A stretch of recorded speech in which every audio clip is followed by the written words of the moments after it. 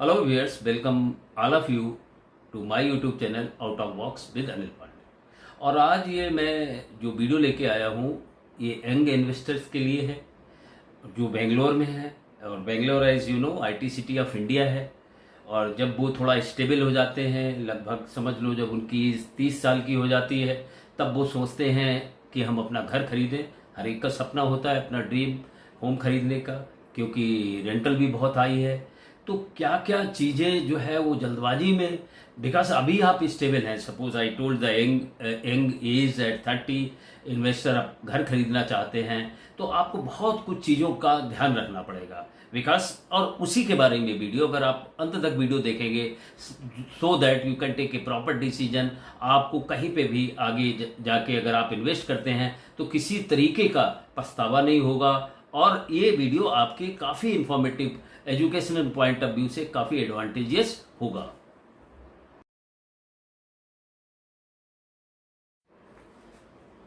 तो अब 30 साल का कोई यंग इन्वेस्टर है, बेंगलोर में जॉब करता है, अच्छी सैलरी है, और उसका सपना है कि मैं अपना एक 3 BHK खरीदूं, और वो भी gated like branded Prestige, Godrej या ब्रिगेड या शोभा में अपना घर खरीदना चाहता है।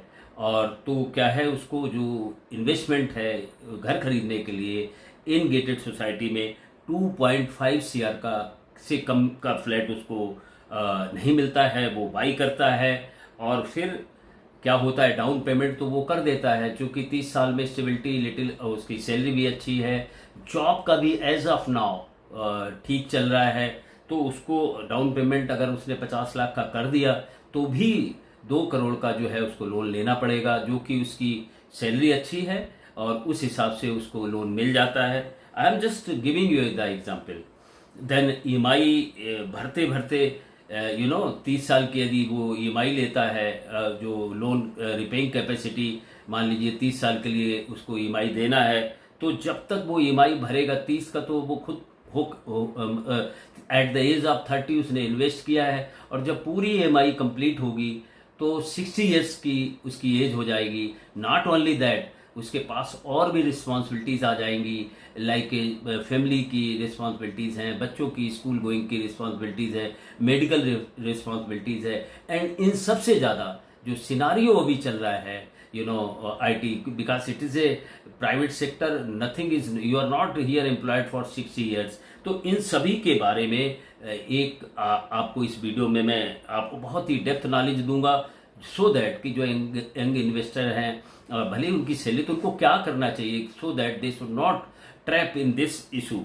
सो फ्लैट तो आपने मिल गया, पर क्या लाइफ, आप जब आपकी पूरी EMI खत्म हो रही है तो फ्लैट की भी तो लाइफ 30 साल कंज्यूम हो रही है। सो यहाँ पे सेंस बनता है कि आपको सोचना है कि इतना पैसा देने के बाद फ्लैट की भी एक निश्चित लाइफ होती है। जैसे आपकी मोटर बाइक है 15 ईयर्स है, ऐसे ही मेट्रो में भी फ्लैट की लाइफ 40 से 50 साल होती है। तो क्या ये कदम जो आप कर रहे हैं वो आपके लिए जो है इतना पूंजी लगाने के बाद ये उचित कदम है या नहीं? चलिए थोड़ा सा इस डील को ब्रेक डाउन करते हैं। Just property cost 2.5 CR, down payment 50 lakh आपने कर दिया, नो इश्यू। लोन 2 करोड़ का आपको बैंक दे दिया। टेन्योर आपने लिया 30 ईयर्स। आप एवरेज ले लीजिए, इंटरेस्ट होम लोन चढ़ता और ऊपर चढ़ता है, नीचे गिरता है, 8.5%। EMI आप अप्रोक्सीमेटली भरेंगे पर मंथ 1.5 लाख से लेके 2 lakh, as per the 1.5 lakh से लेके 1.6 lakh per month. Then EMI का जो है टोटल पेमेंट ओवर, अगर आप देखें कि टोटल यदि आपने 30 ईयर के लिए लिया 2 करोड़ का लोन, तो आपको पे कितना करना पड़ रहा है, तो अप्रॉक्सीमेटली आपको 5.5 CR से लेके 5.8 CR तक पे करना पड़ेगा, depending upon your bank which interest you have been given, किस इंटरेस्ट रेट पे आपको लोन दिया गया है। तो 2 करोड़ का तो आपका लोन है, और आप भरते भरते आपका जो लोन है वो 2 करोड़ आपने बैंक से लिया। बेनिफिट कौन हो रहा है? क्या इंडिविजुअल हो रहा है? नहीं, आप उसको रीपे कर रहे हैं 30 ईयर्स में 5.5 CR और 5.6 CR as depending on the bank. तो ये चीज मैं आपकी नजर में लाना चाहता हूं।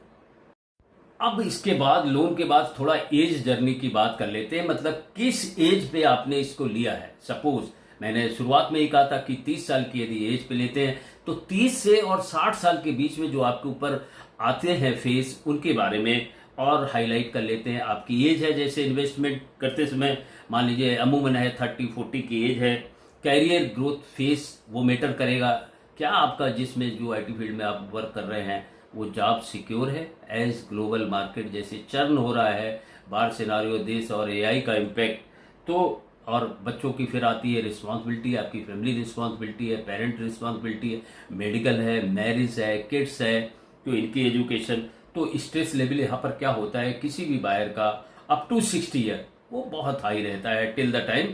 और अगर फिर मिल क्या रहा है, आपने 30 साल तो ईएमआई भरने में लगा दिए, because that time that asset is not yours, even the last EMI is left, it is a asset bank reflect on their data, maybe you may be आपके नाम पे भले ही फ्लैट का रजिस्ट्री हो गया हो, लेकिन वो अभी भी एसेट बैंक का रहता है, बिकॉज यू नीड टू पे टिल द एंड। एंड 30 साल खत्म होने के बाद फिर आगे का सिनारियो स्टार्ट होता है। I will tell you. So मैं कोई फियर फैक्टर नहीं डाल रहा हूँ, बट इन सब चीजों का भी ध्यान आपको फ्लैट खरीदते समय रखना चाहिए।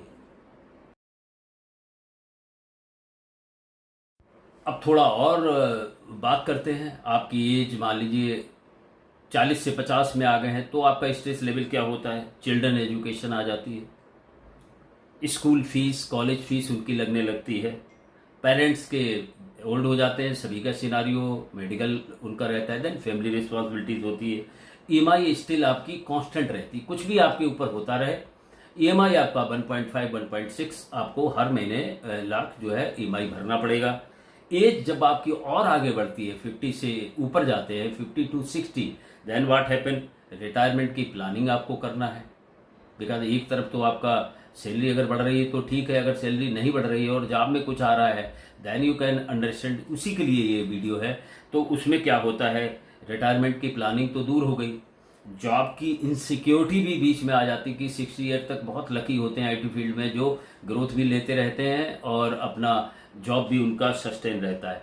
आपके भी हेल्थ एक्सपेंसेस बेकार आने लगते हैं, फैमिली के, बच्चों के।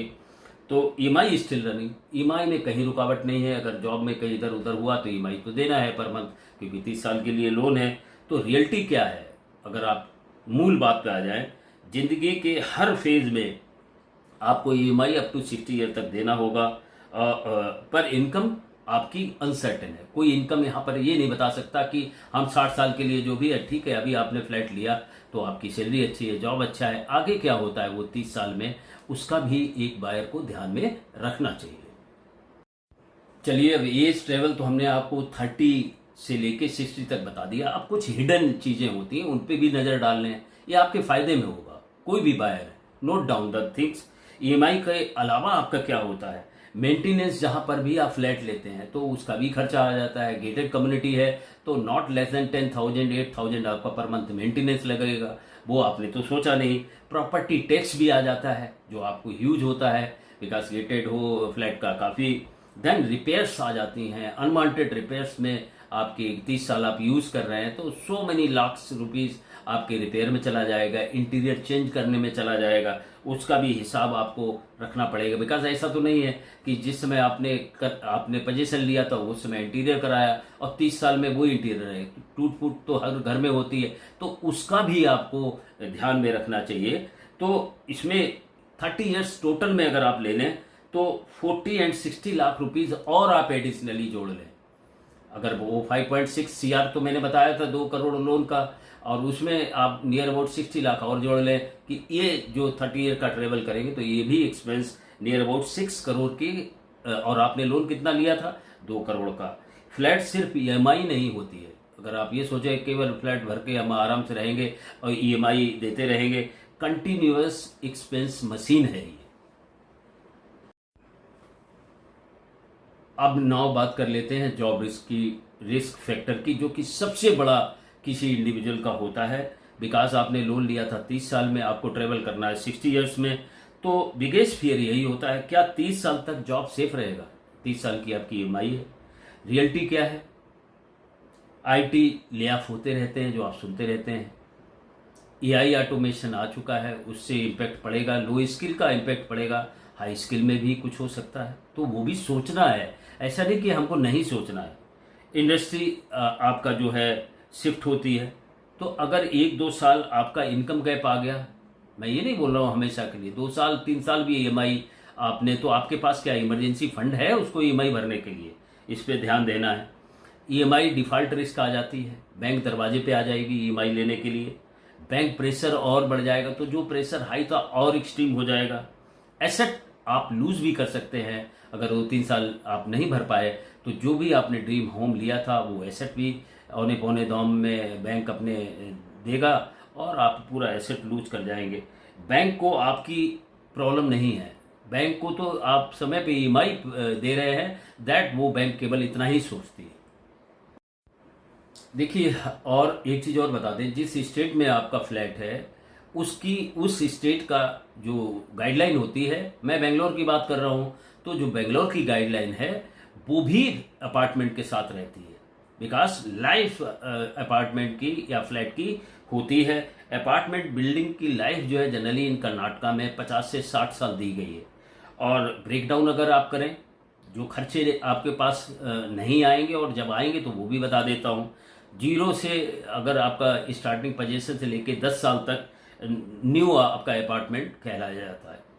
देन 10 से 25 में जब जाते हैं तो थोड़ा सा स्टेबल रहता है, उसके बाद डिटोरेशन ऑफ द फ्लैट या जो भी है स्ट्रक्चर वो स्टार्ट हो जाता है। 25 से और 40 के बीच में जो भी अपार्टमेंट है वो लूजिंग अपनी लाइफ, जो स्टील है सीमेंट है झड़ने लगता है, वो करोडेड होने लगता है, तो अपार्टमेंट वीकन्स वो लाइफ। 40 से और 60 में क्या होता है, मेजर रिपेयर्स की जरूरत पड़ जाती है, जहां पे कभी कभी स्टेट गवर्नमेंट द्वारा ही वो अपार्टमेंट अनसेफ कर दिया जाता है। Then it depend upon the society what decision takes. आप रिनोवेशन करना चाहते हैं, उसमें कितना खर्चा आता है वो भी आपको ध्यान में रखना चाहिए।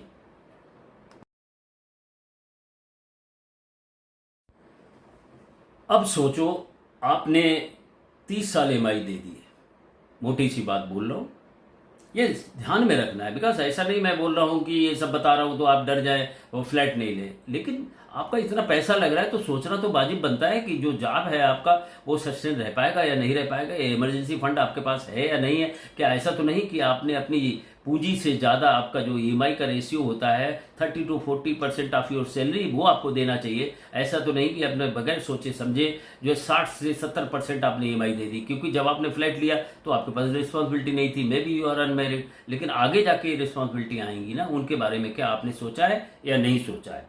तो आपने 30 साल ईएमआई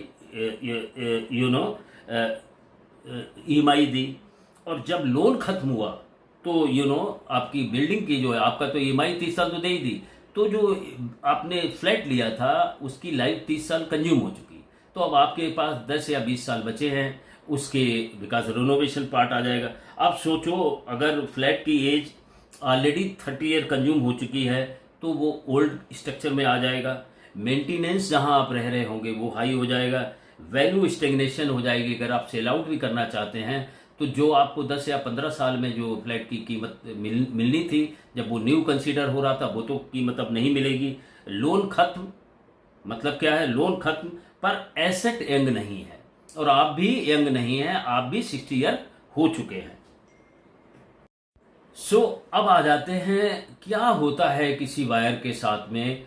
30 और 60 साल की जर्नी ले ली, जब वो 60 साल का हो जाता है तो उसके पास ऑप्शन क्या रहते हैं, बहुत लिमिटेड ऑप्शन रहते हैं। Number 1, stay with high maintenance paying to that apartment, low resale, अगर बेचना भी चाहते हो तो आपके पास बहुत लो रीसेल मिलेगा, और अगर आप सेल करना चाहते हैं तो बहुत ही लिमिटेड ऑप्शंस आपके पास मिलेंगे, प्राइस ग्रोथ जो है बहुत लो होगी। और रीडेवलपमेंट की अगर आप बात करते हैं तो फिर रीडेवलपमेंट में 3 फैक्टर आ जाते हैं। सोसाइटी डिपेंडेंट, सोसाइटी डिसाइड करेगी कि उसको पूरा रिनोवेट करके पूरा या तो प्लेन कर दें, ग्राउंडेड कर दें, फिर से नया इंफ्रास्ट्रक्चर रेस करें, तो उसमें भी कैपिटल आपकी लगेगी। Do you have that capital? Time consuming है, एकदम तो कोई अपार्टमेंट नहीं बन जाएगा। आपको नया भी अपार्टमेंट बना के देता है रेरा गाइडलाइन में, 4 साल आपका लगता है कोई अपार्टमेंट मिलने में, तो क्या 4 साल आप फिर किराए पे रहेंगे? क्या उसके लिए पैसा है आपके पास? बिकॉज आपकी एज तो 60 हो चुकी है या 70 हो चुकी है, तो what you will do then? Uncertainty आ जाती है। Because this is all I am saying, the person who beyond their capacity, वो नहीं सोचते हैं और 30 से 40% से ज़्यादा ईएमआई का वो 30 ईयर का बोझ ले लेते हैं, ये उनके लिए है। तो ट्रुथ क्या है? 30 साल ईएमआई देकर आपको रिटायरमेंट में एक स्टेबल एसेट नहीं मिला, जो कि मिलना चाहिए था। रिटायरमेंट के बाद तो आपकी स्टेबिलिटी आनी चाहिए कि भाई आपने सर्विस बहुत कर ली, आप तो कम से कम जो है आपको स्टेबल होना चाहिए। एजिंग एसेट मिलता है आपको जब आते हैं अपने घर में ईएमआई पूरा करके, तो वही अपार्टमेंट जो बहुत अच्छा आपने गृह प्रवेश किया था वो आपको एजिंग दिखता है। अब इतना सब मैंने कहने के बाद क्या ये घर खरीदना कोई गलत बात है? मैं कहूँगा बिल्कुल नहीं गलत बात है। No, it is not. But conditionally अगर आप सोचेंगे तो यस, कंडीशन में बहुत कुछ आ जाता है आपका। घर खरीदना गलत नहीं है, लेकिन आपने क्या सोचा है इन सब बारे में? अगर आपने नहीं सोचा है, कंडीशनड नहीं उसकी ध्यान में रखी है, तो जरूर गलत है। अगर आपका अब उसमें क्या है, स्मार्ट इन्वेस्टमेंट क्या है? अगर आपकी ईएमआई 30 और 35% ऑफ योर सैलरी रहती है तो it is okay. Strong emergency fund यदि आप बचा पाते हैं other than paying the EMI, तो बहुत अच्छा है। राइट लोकेशन पे है तो बहुत अच्छा है। ऐसा तो नहीं रिमोट में ले लिए फिर आप देख रहे हैं रीसेल कोई नहीं हो रहा है। लॉन्ग टर्म प्लान लेके रखे हैं तो अच्छा है। और मिस्टेक यदि आपने क्या किया, फोमो बाइंग कर लिया आपने, है ना, फ्रेंड सर्कल ने देख के, और फोमो बाइंग में एक ने खरीदा तो लगता है कि चलो मैं छूट ना जाऊं। जैसे जब आप जाते हैं कहीं लेने, तो जो सेल्समैन क्या बोलता है कि अरे अब 2 यूनिट ही बाकी हैं, तो वो डर के मारे कि आप भी उसको 2 यूनिट के चक्कर में आपने आगे पीछे कुछ नहीं देखा और फोमो फियर में यदि वो ले लिया, तो देन ओवर लीवरेज अगर है तो। और सिर्फ ब्रांड पे मत जाए। अगर आप देखें तो ब्रांड थोड़ा ना आपका पूरा कर देगा। You must see as per your salary, as per final message मैं आपको ये क्या देना चाहता हूँ, प्रॉब्लम फ्लैट नहीं है। प्रॉब्लम घर तो सबको चाहिए होता है, प्रॉब्लम फ्लैट नहीं है, प्रॉब्लम है प्लानिंग करने की। आपने क्या प्लान किया है? As I told, salary should not be EMI, salary should not be more than 30 to 40% of your saving. तो ये घर लेना गलत बिल्कुल नहीं है, पर ऐसा घर लेना जो आपकी पूरी जिंदगी ईएमआई में निकाल दे वो गलत है। पूरी जिंदगी आपकी ईएमआई में निकाल दे तो वो गलत है। वो इन्वेस्टमेंट नहीं है, एक फाइनेंशियल ट्रैप है। सो वियर, फिर से मैं कहूंगा, जो वियर देख रहे हैं, यदि आपको स्टिल नहीं समझ में आ रहा है कि हमने बहुत अच्छे इजी वे में नरेट किया है, तो अगर 2-3 करोड़ का आप घर लेना चाहते हैं, there is nothing I can advise you and you can come by top mat. Only the thing, फिर से बोलता हूँ, आपने जो भी चीज़ करना है प्लान करके लेना है, रिसर्च करके लेना है, ब्रांड पे कतई नहीं जाना है, अपनी सैलरी के रिक्वायरमेंट भी देखना है, इमरजेंसी फंड को देख के करना है। So where, how you like my this video, let me know through comment box, and also do subscribe my channel. We will meet again with a new and trending video.